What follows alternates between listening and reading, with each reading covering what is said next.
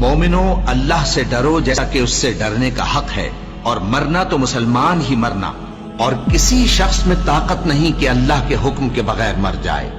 اس نے موت کا وقت مقرر کر کے لکھ رکھا ہے، اور جو شخص دنیا میں اپنے اعمال کا بدلہ چاہے اس کو ہم یہیں بدلہ دے دیں گے، اور جو آخرت میں طالب ثواب ہو اس کو وہاں اجر عطا کریں گے، اور ہم شکر گزاروں کو عنقریب بہت اچھا صلہ دیں گے۔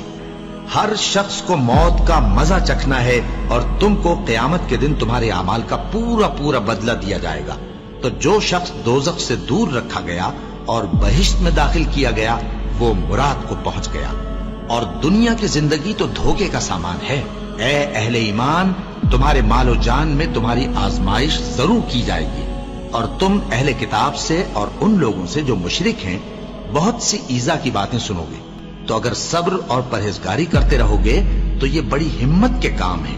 اور کاش تم ان ظالم یعنی مشرک لوگوں کو اس وقت دیکھو جب موت کی سختیوں میں مبتلا ہوں، اور فرشتے ان کی طرف ہاتھ بڑھا رہے ہوں کہ نکالو اپنی جانیں، آج تم کو ذلت کے عذاب کی سزا دی جائے گی، اس لیے کہ تم اللہ پر جھوٹ بولا کرتے تھے اور اس کی آیتوں سے سرکشی کرتے تھے۔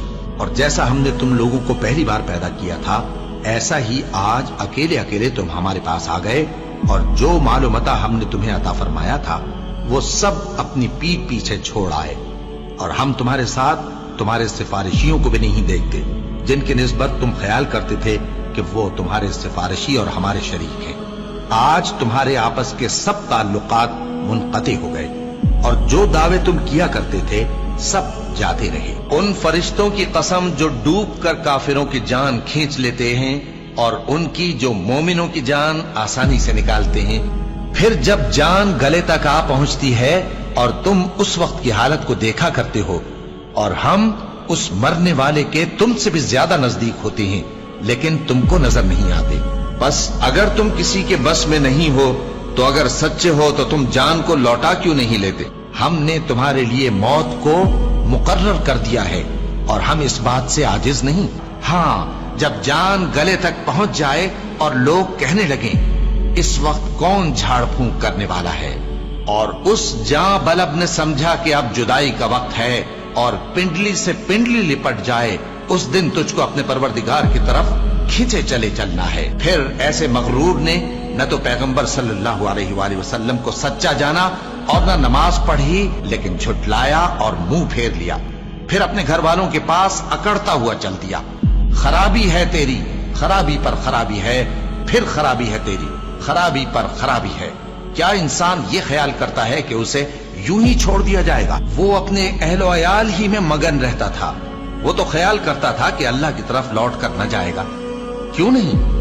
اس کا پروردگار تو اس کو دیکھ رہا تھا۔ سو میں شام کی سرخی کی قسم کھاتا ہوں، اور رات کی، اور جن چیزوں کو وہ اکٹھا کر لیتی ہے ان کی، اور چاند کی جب وہ پورا ہو جائے کہ تم لوگ درجہ بدرجہ ضرور چڑھو گے، اور موت کی بے ہوشی حقیقت کھولنے کو طاری ہو گئی۔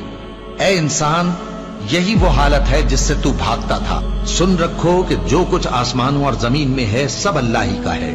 سن رکھو کہ اللہ کا وعدہ سچا ہے، لیکن اکثر لوگ نہیں جانتے۔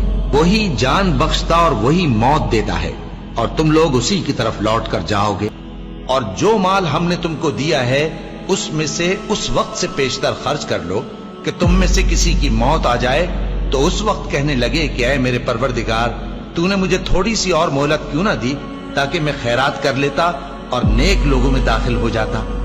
اور جب کسی کی موت آ جاتی ہے تو اللہ اس کو ہرگز مہلت نہیں دیتا، اور جو کچھ تم کرتے ہو اللہ اس سے خبردار ہے۔ اے اطمینان والی جان، اپنے پروردگار کی طرف لوٹ چل، تو اس سے راضی، وہ تجھ سے راضی۔